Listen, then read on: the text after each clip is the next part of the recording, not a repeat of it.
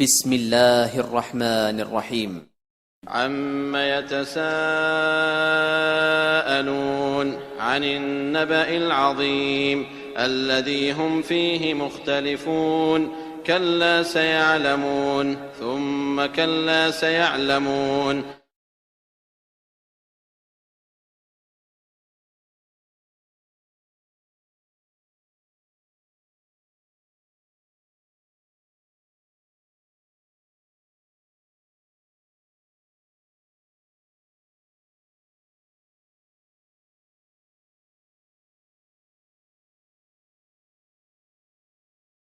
عم يتساءلون عن النبأ العظيم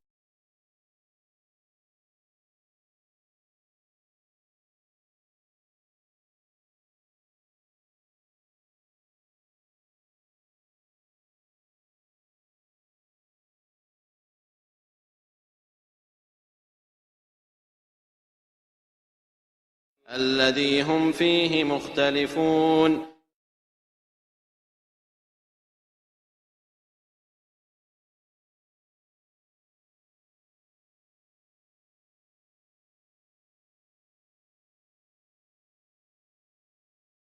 كلا سيعلمون ثم كلا سيعلمون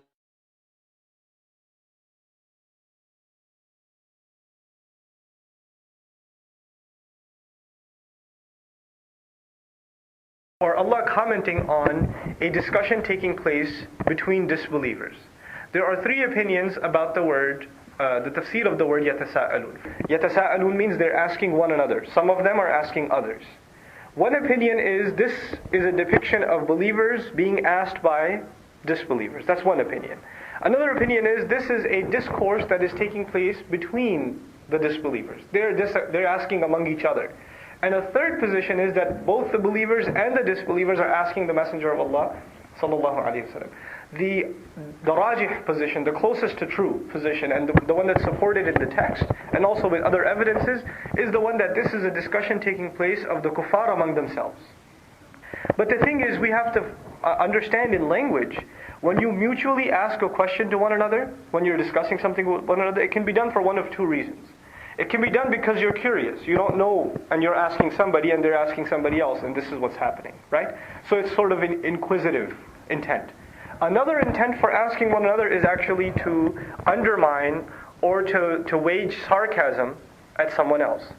For example, just picture this scenario: the Messenger of Allah sallallahu alaihi wasallam presents these phenomenal truths about the afterlife.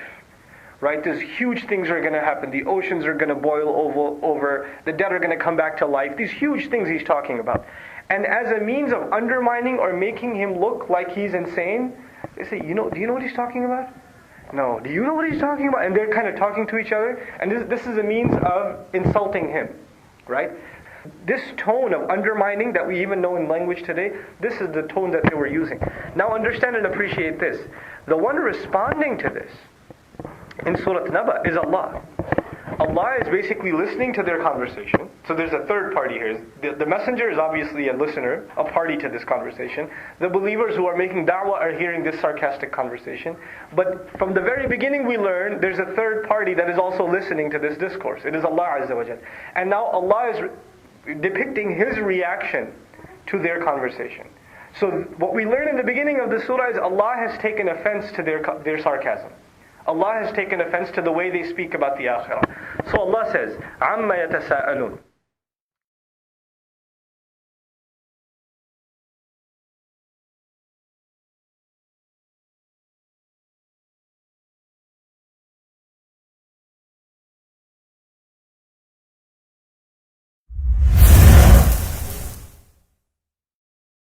What we learn in the beginning of the surah is Allah has taken offense to their sarcasm. Allah has taken offense to the way they speak about the akhirah. So Allah says, amma yatasa'alun.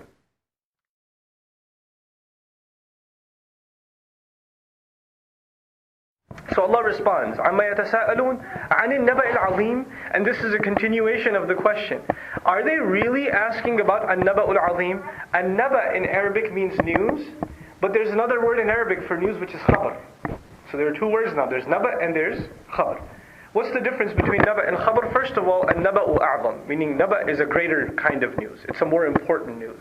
That's one difference between naba and khabar. So you don't use naba for anything. Like if you know the store closes at 10 o'clock, that may be khabar.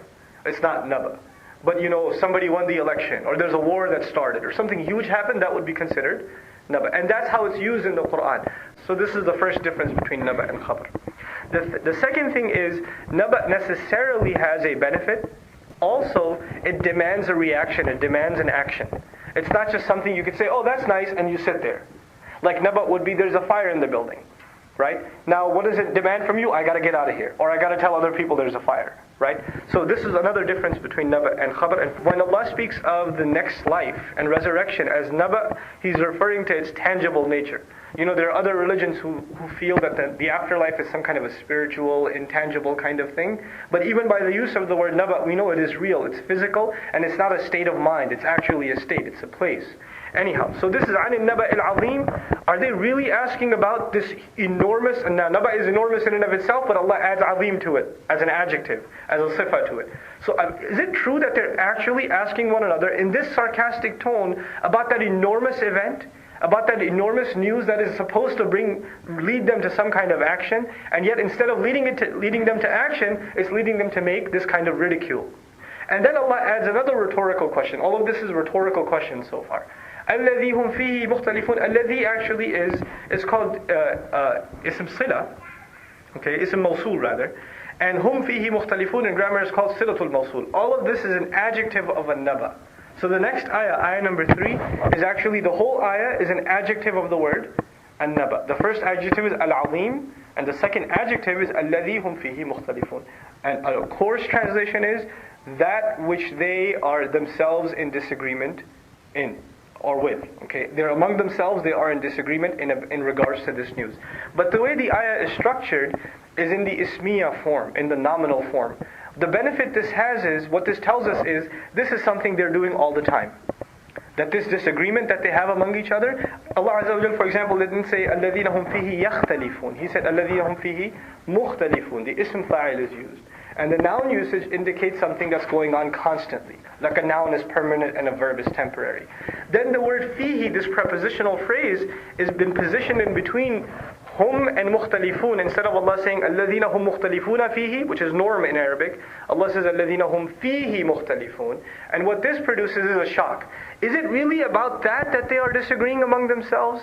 Now the word ikhtilaf, a little bit about it and we move forward inshallah ta'ala. The word ikhtilaf, it indicates two things. It indicates a manifest disagreement, meaning they're actually physically disagreeing among each other. What this tells us is not only were they being sarcastic about akhirah, they all had their own theories too. Some of them had the idea, okay, we're not going to come back. Some of them had the idea, we're all going to go to heaven. So they have these different kinds of opinions about themselves, but ikhtilaf also means to have a discord or friction within one's own self.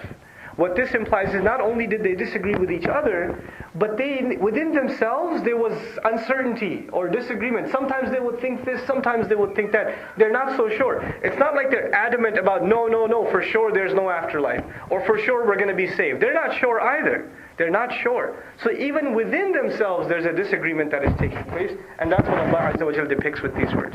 Then He says, كَلَّا سَيَعْلَمُونَ ثُمَّ كَلَّا سَيَعْلَمُونَ. This has been repeated, and oftentimes it's argued that this repetition takes place only for the purpose of mubalagha, which in English is called hyperbole, to emphasize something. You know, the Old English translation of كَلَّا سَيَعْلَمُونَ ثُمَّ كَلَّا سَيَعْلَمُونَ is, nay, they're going to soon find out. Nay, then again, nay, they will soon find out. This is how it's commonly translated. Let's first explore the word kalla, and then we'll talk about the repetition. Kalla, according to Sibawayh and some other grammarians, mostly from Basra, they believe that this has to do with the word rada', or stop. Meaning, whatever you're talking about, stop. You're going to find out very soon. So you put it in that context, right? They're running their mouth, and all of a sudden Allah says, stop.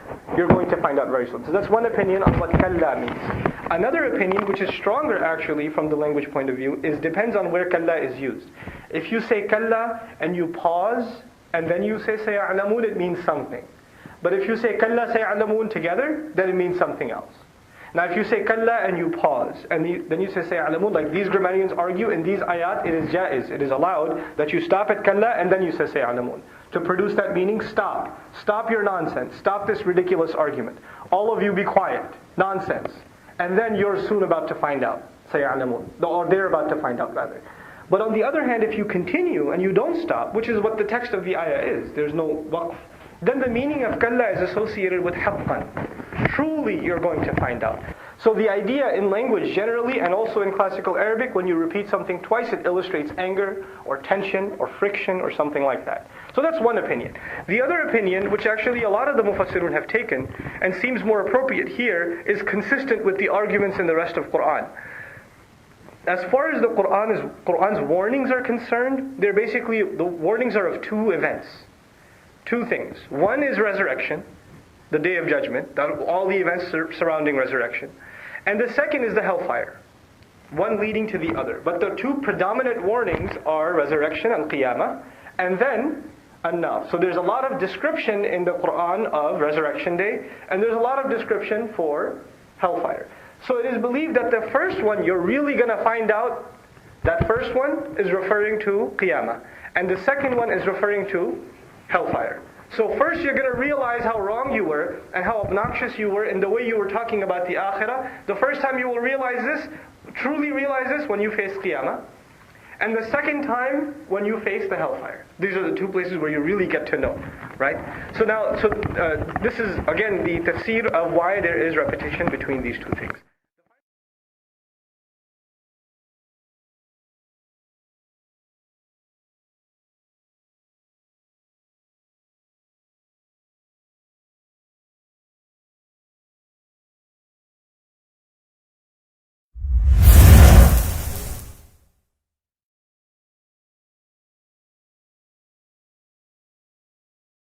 ألم نجعل الأرض مهادا والجبال أوتادا وخلقناكم أزواجا وجعلنا نومكم سباتا وجعلنا الليل لباسا وجعلنا النهار معاشا وبنينا فوقكم سبعا شدادا وجعلنا سراجا وهاجا وأنزلنا من المعصرات ماء ثجاجا لنخرج به حبا ونباتا وجنات ألفافا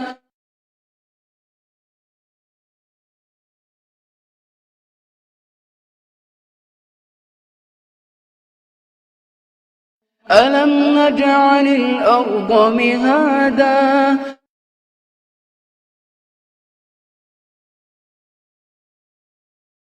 والجبال أوتادا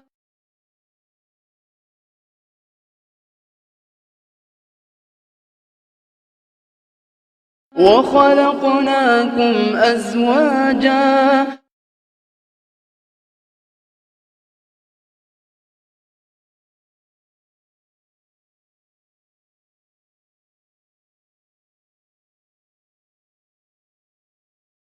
وجعلنا نومكم سباتا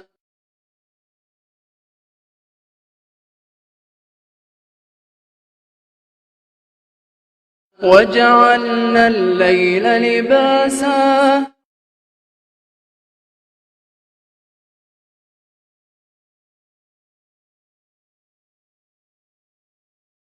وجعلنا النهار معاشا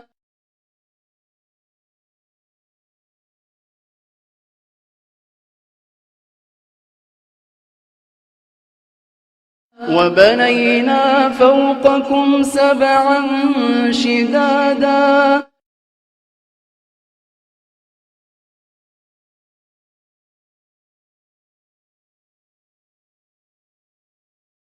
وجعلنا سراجا وهاجا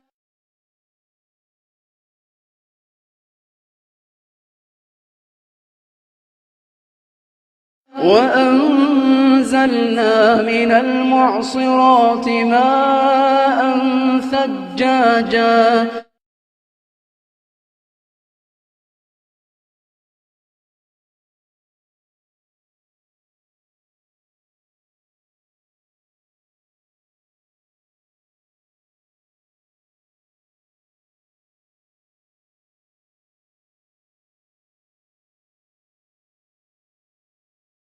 لنخرج به حبا ونباتا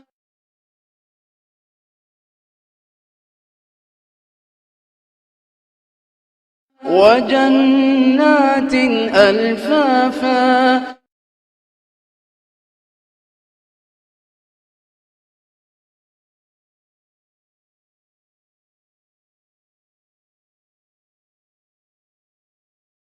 So now, one of the remarkable features of the Quran in many, many, many cases is that the rhyme scheme actually tells you where a paragraph ends or begins. Now notice, amma yatasa'alun عن النبأ العظيم الذي هم فيه مختلفون كلا سيعلمون ثم كلا سيعلمون. Now look at the next few ayat. Just listen to them. ألم نجعل الأرض مهادا والجبال أوتادا وخلقناكم أزواجا وجعلنا نومكم سباتا. You notice a new rhyme scheme?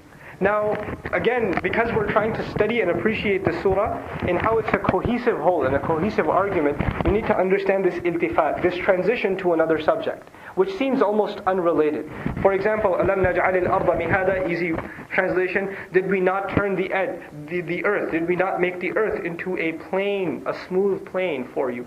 Mihad actually comes, another word related with mihad is al-mahd. Al-mahd is the cradle. Okay, or the cradle in which the child is comfortable. Allah says, didn't we make the earth a place where you may be comfortable? Also, mihad is used in classical Arabic for a bed. So it's a place where you rest. Now, human beings are very aware of what things they themselves are capable of. Right? We're capable of making a bed for ourselves.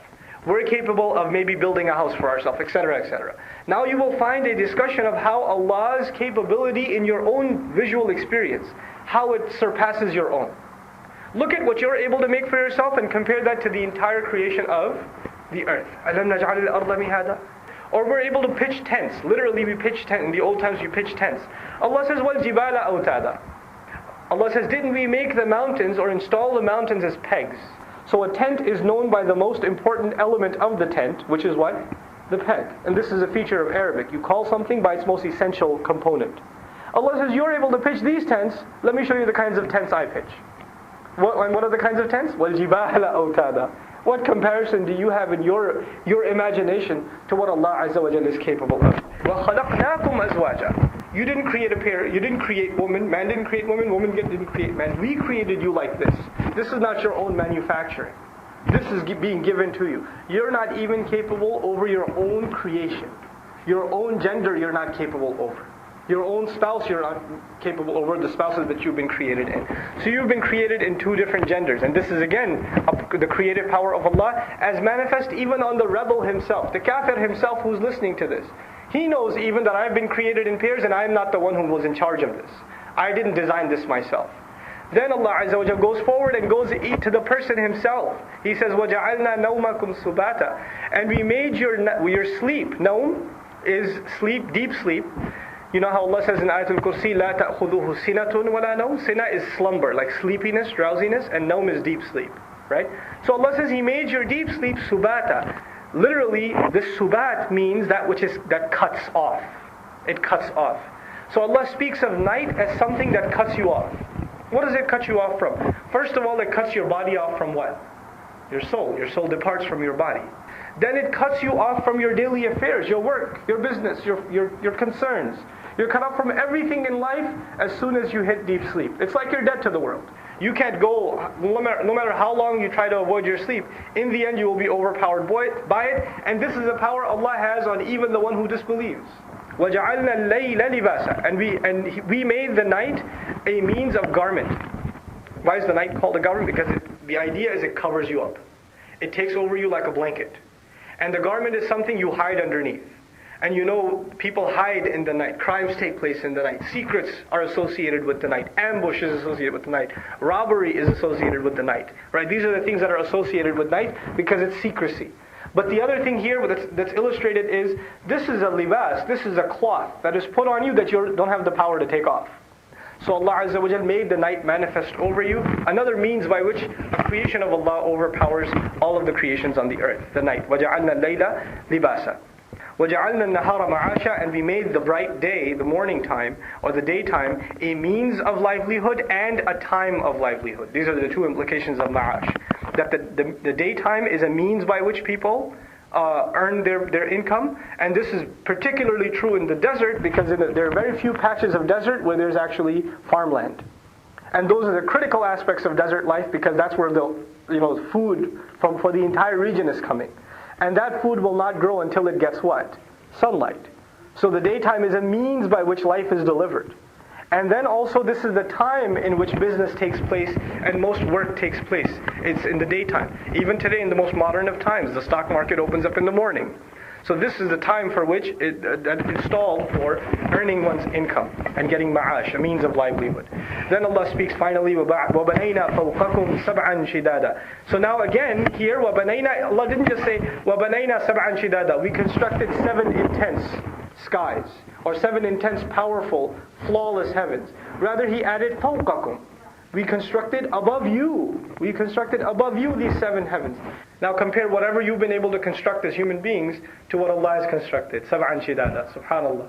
And then on top of this, وَجَعَلْنَا سِرَاجًا وَحَاجًا. And then we installed siraj. Siraj in Arabic refers to anything that emits light, or anything that is lit. But in the Quran, consistently it is used to refer to the sun. And then add to it wahaj, the form that's used in Arabic is that which hyperbolizes. So an incredibly brilliant, blazing lamp we installed for you. وَأَنزَلْنَا مِنَ الْمُعْصِرَاتِ مَاءً ثَجَّاجًا. This is a very beautiful ayah of the creative power of Allah. He says, and we sent down مِنَ الْمُعْصِرَاتِ, to squeeze. The winds come and they literally squeeze the clouds, and then the clouds drip what? Rain. Ma'an thajjaja, water that is thajjaj. Thajj, literally, it means overflowed or heavy, profuse kind of rain or flooding. So we sent this intense kind of water supply. When Allah doesn't send it, it can create death and famine. And when Allah sends too much of it, it can create death and famine, or death and destruction. Right? Flooding. And now you will find a change in tone of mercy of Allah subhanahu wa ta'ala, and how many favors He has given to you. لِنُخْرِجَ بِهِ حَبًّا وَنَبَاتًا. So we may derive or extract by means of it حَبًّا وَنَبَاتًا. Habban is used for all kinds of grain, all kinds of wheat, all kinds of crop, and nabat is used for all kinds of grass or vegetation. So anyway, لِيُخْرِجَ بِهِ حَبًّا وَنَبَاتًا وَجَنَّاتٍ أَلْفَافًا. And above and beyond that, Jannat specifically, lush gardens. Alfaf is the plural, it could be argued, of lafif, though there are other opinions also. Lafif means that which is wrapped around. So the idea is gardens in which the trees and the branches and these plants, they are intertwined among each other. Plants so close together and so lush that you can't tell where one ends and the other begins. Right? That's Jannatin al-Fafa. That's the imagery that's been presented. Now, after all of this explanation of creative power, this was the second paragraph, by the way, the second lesson of this surah, to compare human ability or human inability to the creative power of Allah subhanahu wa ta'ala. Go back to the first paragraph. What was the whole problem? The whole problem was a denial of the hereafter. So now it's coming back to that problem. Now that you've been put in your place, now we can talk about that which you were asking about or being sarcastic about.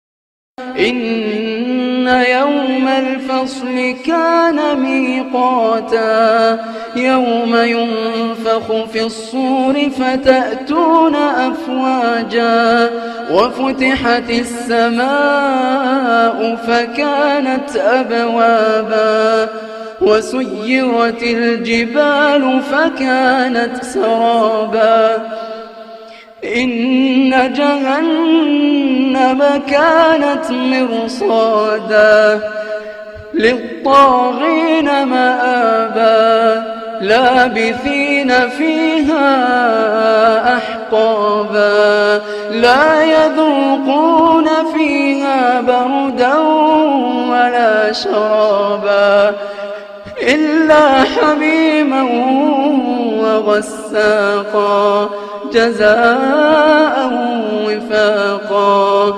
إنهم كانوا لا يرجون حسابا وكذبوا بآياتنا كذابا وكل شيء أحصيناه كتابا فذوقوا فلن نزيدكم إلا عذابا إن يوم الفصل كان ميقاتا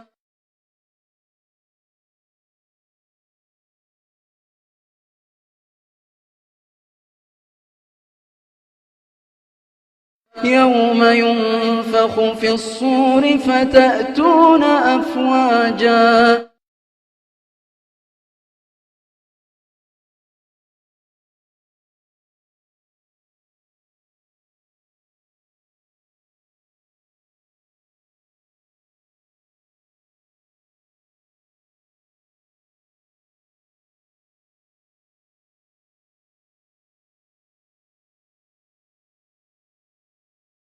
وفتحت السماء فكانت أبوابا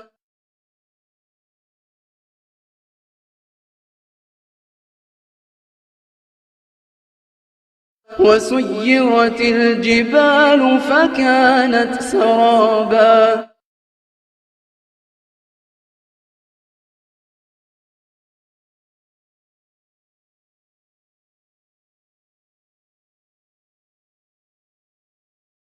إن جهنم كانت مرصادا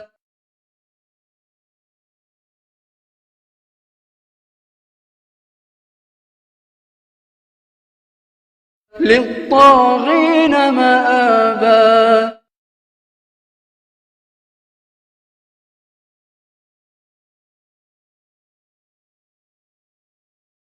لابثين فيها أحقابا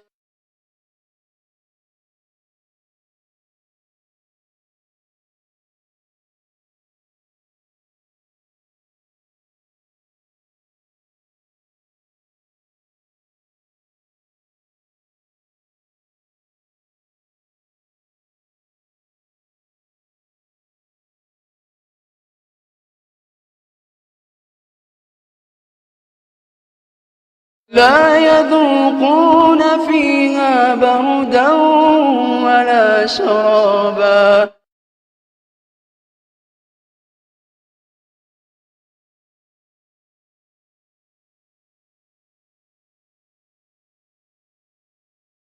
إلا حميما وغساقا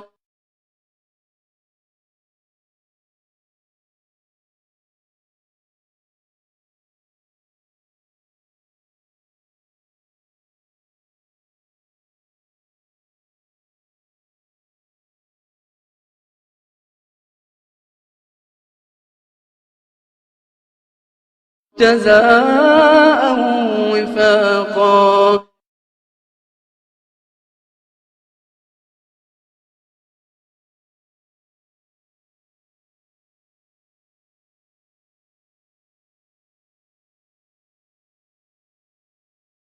إنهم كانوا لا يرجون حسابا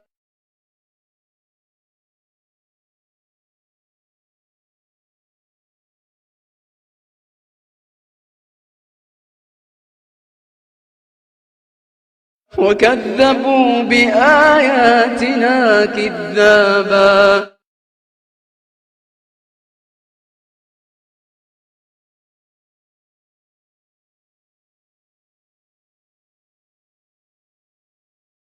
وكل شيء أحصيناه كتابا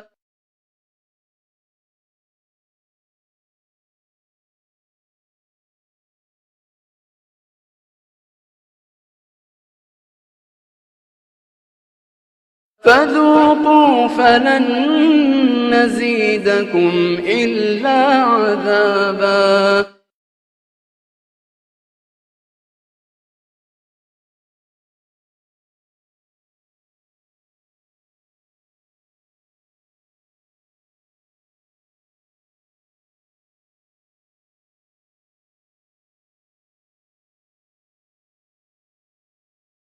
Go back to the first paragraph. What was the whole problem? The whole problem was a denial of the hereafter. So now it's coming back to that problem. Now that you've been put in your place, now we can talk about that which you were asking about and being sarcastic about. Allah Azza wa Jalla says, "Inna yawm al-fasli kana miqata." No doubt, the day of al-fasl. Al-fasl in Arabic is fasl literally means to take two things that are together and to separate them so much that they're clearly apart from one another. This day of separation, this day of parting, this day of clear distinction between two things had already been appointed. Miqat is what's called zarf zaman. This time was bound to come. It was a fixed time. It was like clockwork. It had to happen. Allah says, يَوْمَ يُنْفَخُ فِي الصُّورِ فَتَأْتُونَ أَفْوَاجًا. The day on which the breath will be blown into the sur, the trumpet, what is commonly called, but literally the sur in Arabic means the horn. فَتَأْتُونَ أَفْوَاجًا. All of you will come forward as a result in multitudes, in armies. And so we find Allah Azza wa Jal turning towards the kuffar and talking to them, not about them. There's a tool in Arabic to illustrate your anger at the one by first not talking to them directly and then eventually turning to them and hitting them by surprise. This is what we do in the classroom. Like, for example, the teacher is teaching the class and, one of the children, they failed the test, right? So the teacher walks in and says, some people didn't do very good on their exam. And now everybody's kind of nervous, but they're not sure if it's them. And in the middle of his yelling at the students, all of a sudden he points at Abdullah and says, "You, by the way." You know what happens to Abdullah? He's caught off guard all of a sudden, right? This is a consistent tool in the Quran in the way Allah executes a threat. This is the same thing that happens in this surah. فَتَأْتُونَ أَفْوَاجًا. One of the benefits of the word ata ya'ti in Arabic is that it doesn't just mean to come. But ata means to come also means to submit. So فَتَأْتُونَ أَفْوَاجًا, you will submit yourselves in multitudes also. Not only will you come forward in multitudes, you'll give yourselves up in multitudes. وَفُتِحَتِ السَّمَاءُ فَكَانَتْ أَبْوَابًا. Now you notice Allah Azza wa Jal in this surah, when He was explaining His power, He said, وَجَعَلْنَا وَبَنَيْنَا فَوْقَكُمْ سَبْعًا شِدَادًا, that Allah constructed over you 7 heavens. Now those same heavens that Allah has the power to destroy. And He said, وَفُتِحَتِ السَّمَاءُ فَكَانَتْ أَبْوَابًا. The sky will be torn open, ripped open literally. فَكَانَتْ أَبْوَابًا, then it is as though it was doors. And this is from the balagha of the Quran. What does it mean that the sky will be like doors? In construction, what's the most loose part of the construction, the building? That's the door. That's the one that opens and closes a lot. If you want to break something in the house, what's the first thing that's going to break? Or get damaged, it's the door. So Allah Azza wa Jal speaks of this magnificent construction and says it'll look like the whole thing is the weakest construction, the door. You'll see cracks all over the place.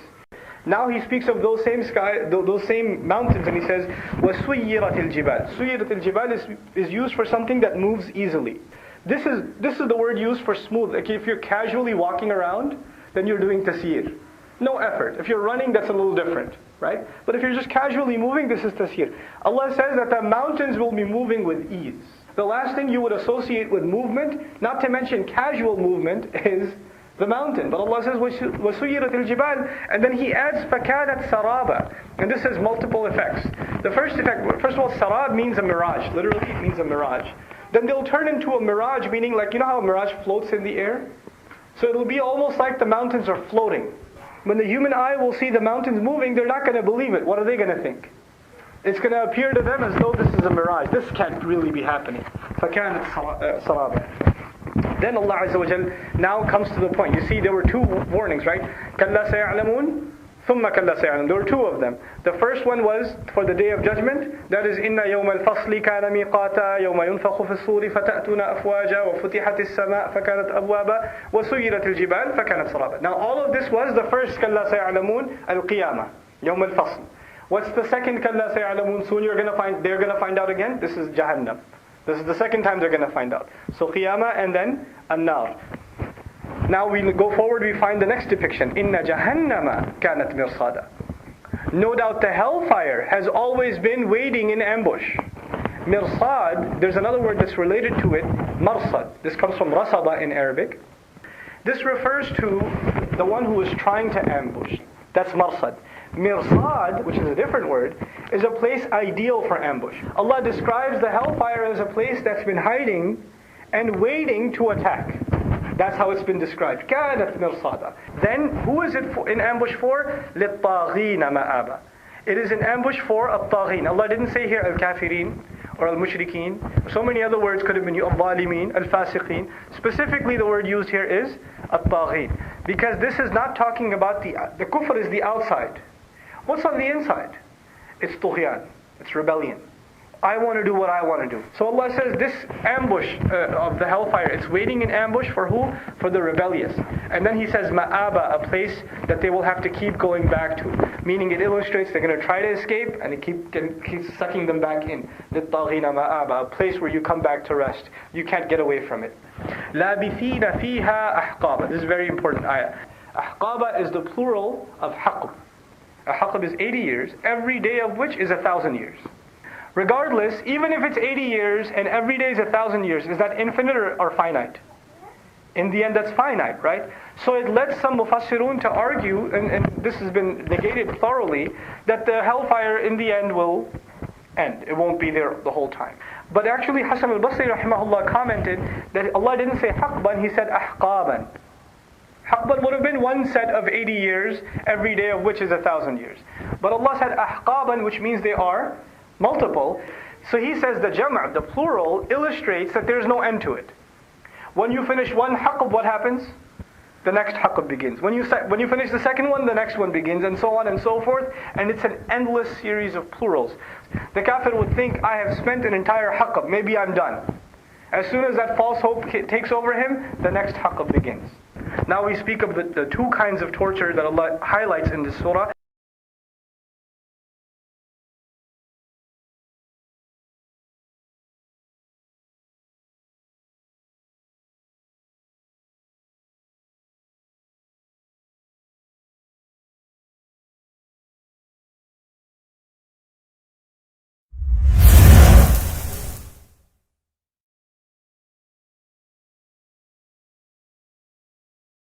Now we speak of the two kinds of torture that Allah highlights in this surah. لا يذوقون فيها بردا ولا شرابا. They will not get to taste in it neither coolness ولا شرابا, nor any kind of drink. So coolness in Arabic culture is a great pleasure. So Allah takes that pleasure away. وَشَرَابًا and وَلَا شَرَابًا, nor any kind of drink. Then He adds only two more things. إِلَّا حَمِيمًا وَغَسَّاقًا. And these two things are in response to بَرْدًا وَلَا شَرَابًا. Instead of having coolness, they will have boiling water poured on them. Then for drink, instead of drink, وَغَسَّاقًا. Ghassaq is pus, or infected blood. Of the other torture, the other companions of the hellfire that are being tortured and bleeding, they're boiling pus and they're infected pus. That's the only thing they will get to drink. Look at the next words. جَزَاءً وِفَاقًا. Jaza means payback. You get what you worked for. But then Allah adds the word wifaq. Wifaq is the masdar of wafaqa. So what we were expecting were the words jaza'an muwafiqun. That's what we were expecting. That's what the normal Arabic would expect. When you say wifaq, what that illustrates is there could be no more suited, perfectly placed, appropriate punishment than this. Jaza'an wifaqa. And then, the kafir will come to his mind. What is it that I've done that's so bad that I deserve this? What is it that I did wrong? إِنَّهُمْ كَانُوا لَا يَرْجُونَ حِسَابًا. These were no doubt the people. They had been the ones, they had no expectations, they had no hopes in hisab, in accountability. Now the wording is very careful. Allah Azza wa Jal did not speak here of these people were expecting. When you don't expect it, that means you didn't have any idea. When you don't hope for it, it means you heard about it, you knew it's coming, or you had a feeling it's coming, but you were very hopeful that I hope it doesn't happen like that.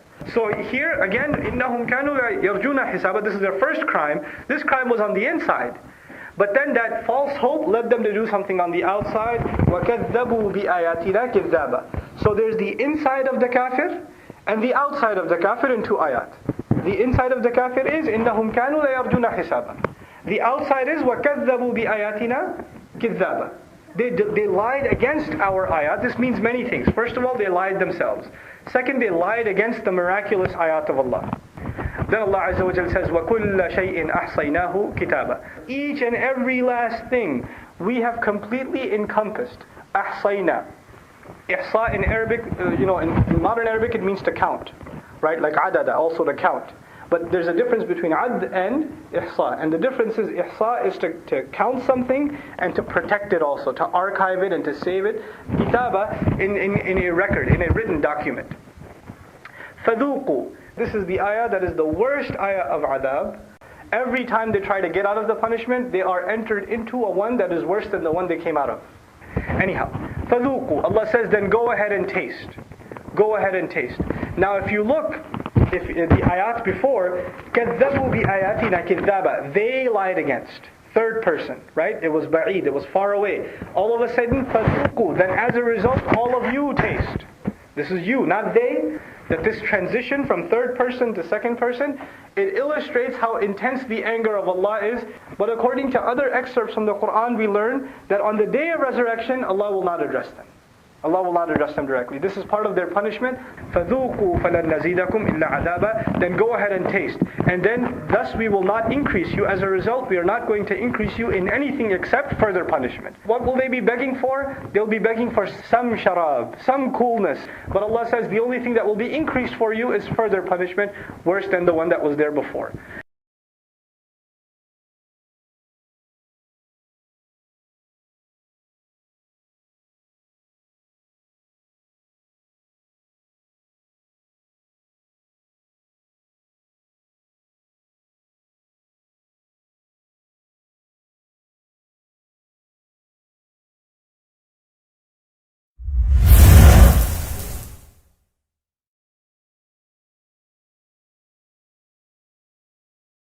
إن للمتقين مفازا حدائق وأعنابا وكواعب أترابا وكأسا دهاقا لا يسمعون فيها لغوا ولا كذابا جزاء من ربك عطاء حسابا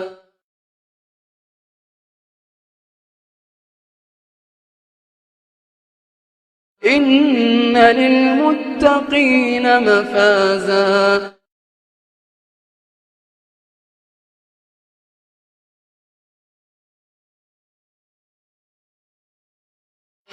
حدائق وأعنابا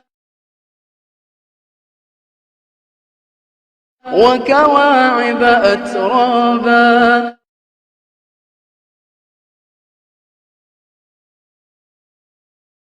وكأسا دهاقا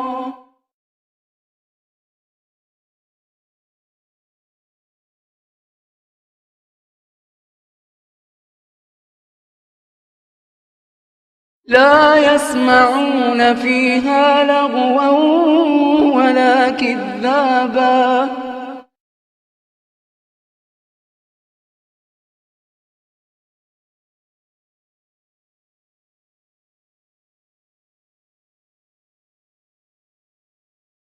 جزاء من ربك عطاء حسابا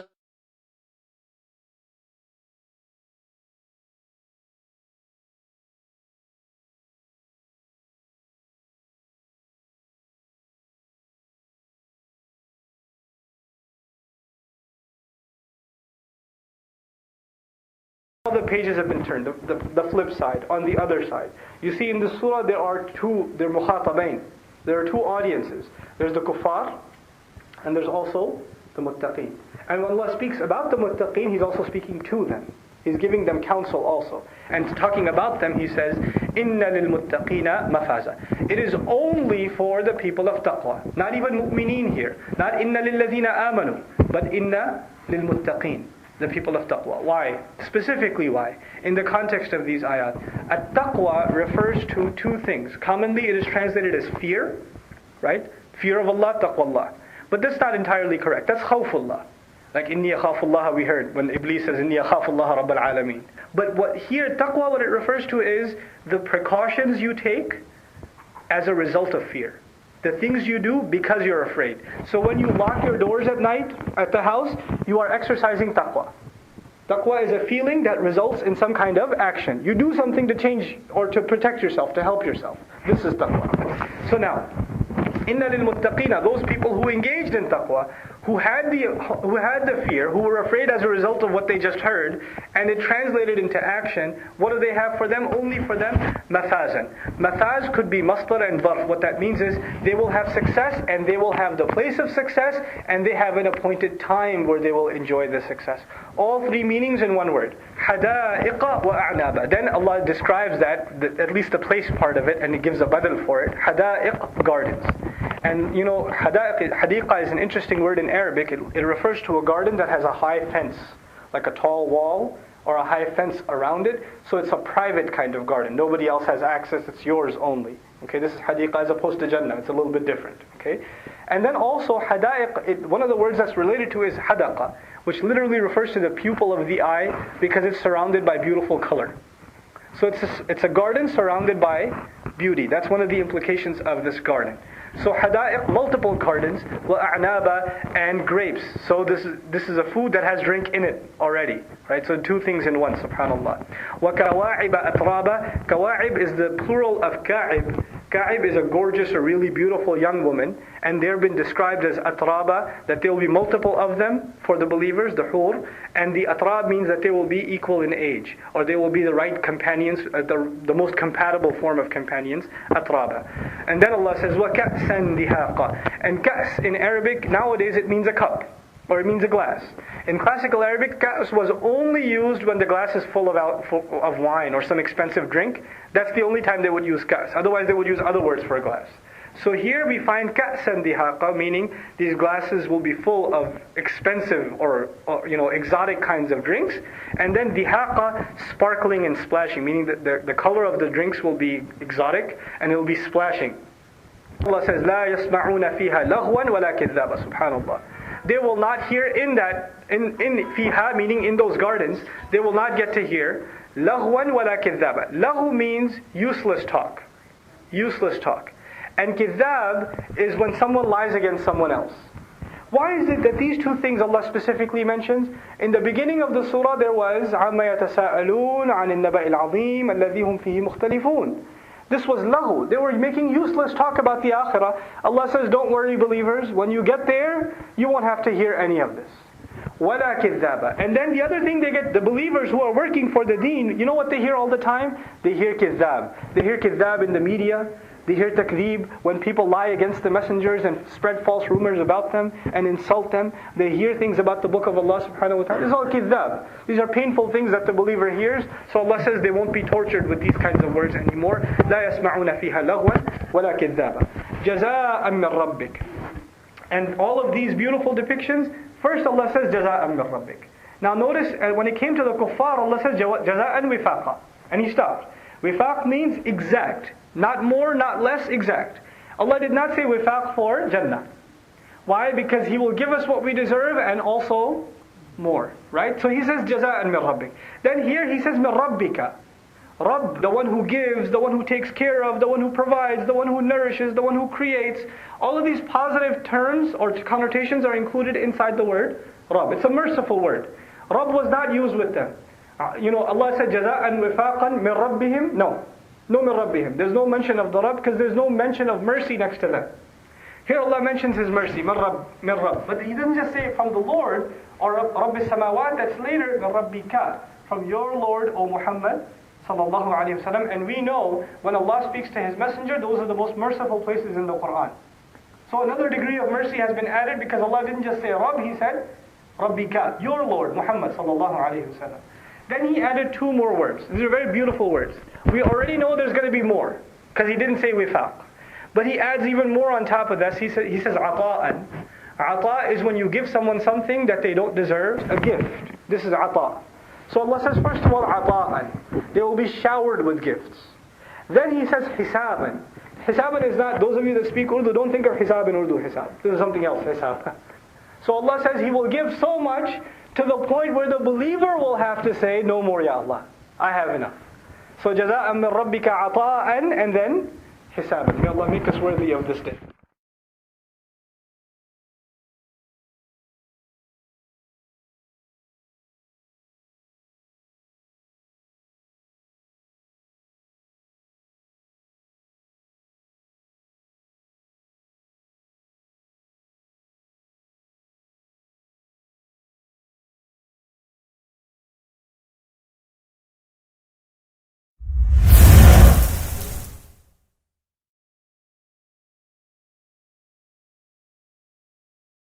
رب السماوات والأرض وما بينهما الرحمن لا يملكون منه خطابا يوم يقوم الروح والملائكة صفا لا يتكلمون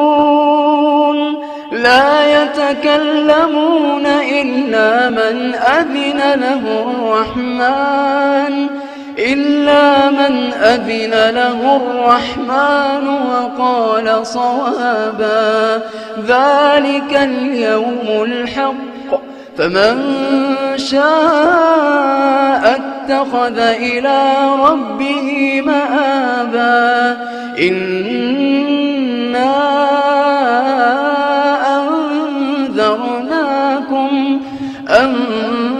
أنذرناكم عذابا قريبا يوم ينظر المرء ما قدمت يداه ويقول الكافر يا ليتني كنت ترابا رب السماوات والأرض وما بينهما الرحمن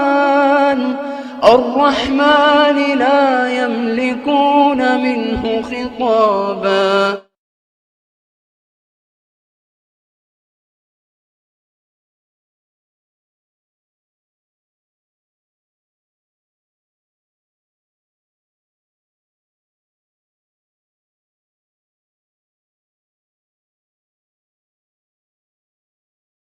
يوم يقوم الروح والملائكة صفا لا يتكلمون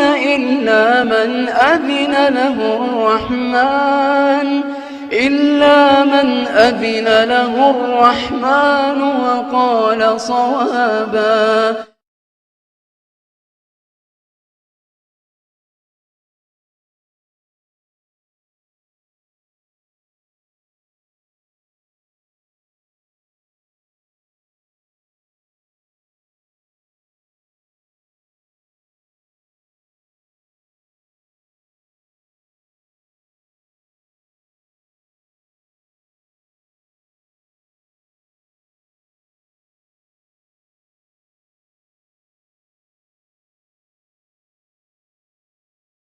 ذلك اليوم الحق فمن شاء اتخذ إلى ربه مآبا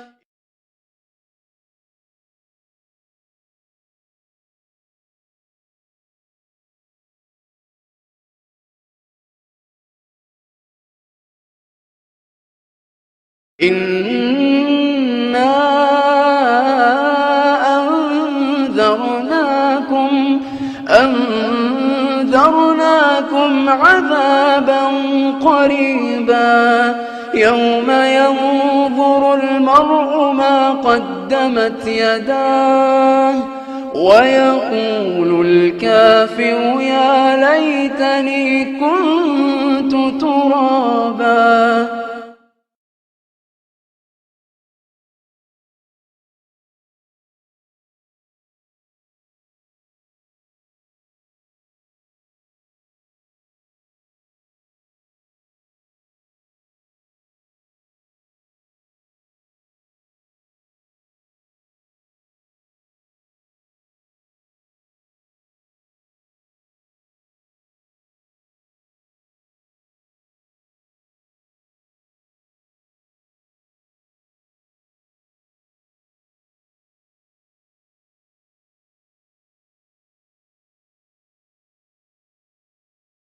And then Rabb has been given further another attribute. This is the same Lord, and this is why Rabb is majroor here, Rabbi, because it's the adjective of Rabbika. Okay? Rabbi samawati wal ardi wa ma baynahum ar-Rahman. The Lord of the heavens and the earth and whatever is in between them, ar-Rahmani. Again, that same Lord happens to be the excessively merciful. When Allah speaks of a mercy that He's doing right at the moment, He doesn't use Rahim, He uses ar-Rahman.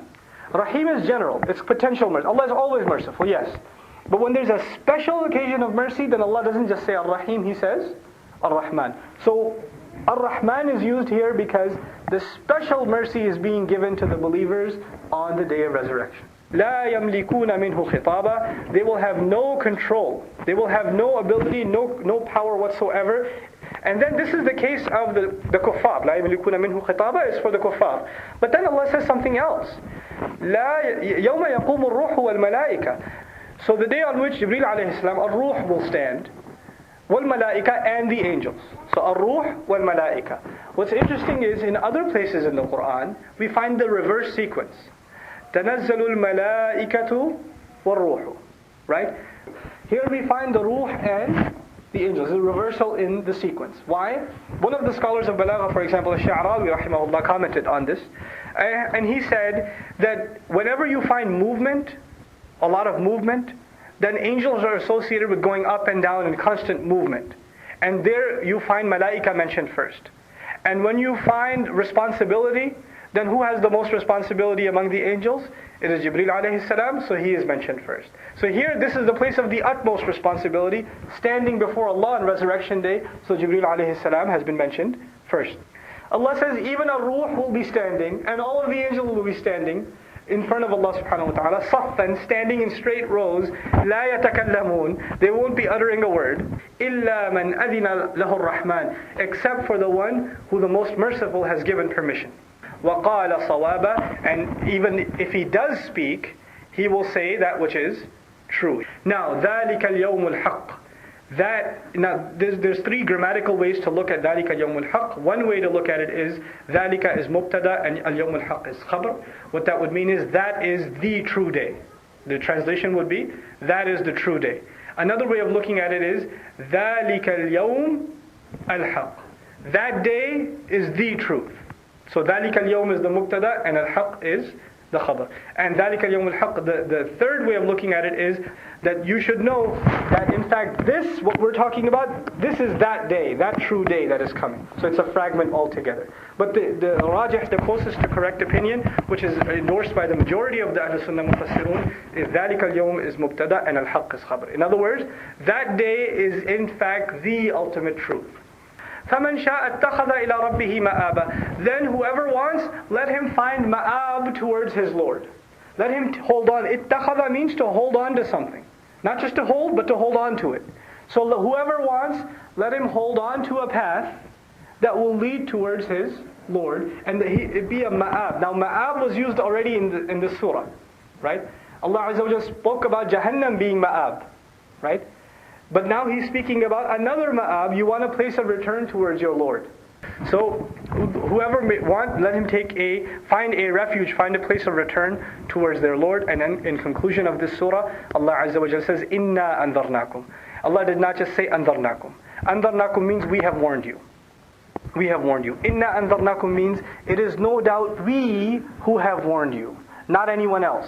The kafir thinks Muhammad is warning us, sallallahu alaihi wasallam. Allah is letting him know, it is in fact we no doubt that are warning you, meaning Allah is warning you.